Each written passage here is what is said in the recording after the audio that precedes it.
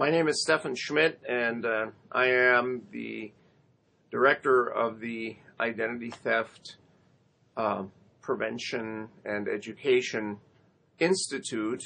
I want you to pay close attention to me right now for the next couple of minutes. In other words, your eyes on my eyes, look me in the eyes, because I am going to give you a little bit of a pep talk, which will be very valuable to you. The reason that you're even looking at me is because you are a person who's responsible for managing or securing or processing information that contains confidential material, including such things as people's social security number, people's birthplace and date and name. And we have a new realization that all that information is extremely vulnerable, that it's extremely valuable, and that losses of that information are extremely costly. On top of that, those of us who manage information like that now, both as organizations and as individuals, are responsible for any malpractice, so to speak, with that information. We have federal laws and we have state laws now that require us to have best practices, that require us to behave in a way that maximizes the protection of that information. And I'm not here to scare you. I'm not here to threaten you. But I am going to tell you this.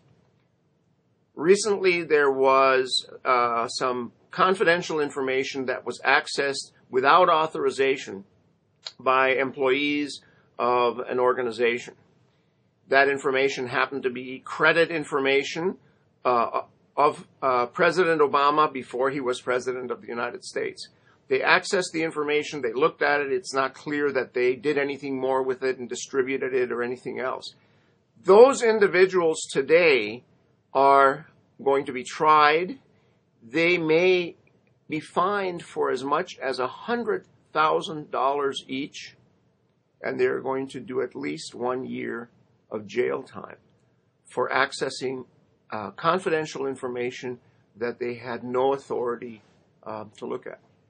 I'm telling you that because I want you to be really aware that when you're handling people's information, whether it is in files, whether it is on a computer, whether it is on an open screen where you have your computer open and the records of individuals are up there, whether it is in keeping your computer secure and clean with new virus protection and firewalls somewhere to protect that kind of access, or whether it is a hard drive, a flash drive that you have information on that you're taking with you to home, to work, leaving it in a car, a laptop that has a hard drive with information on it.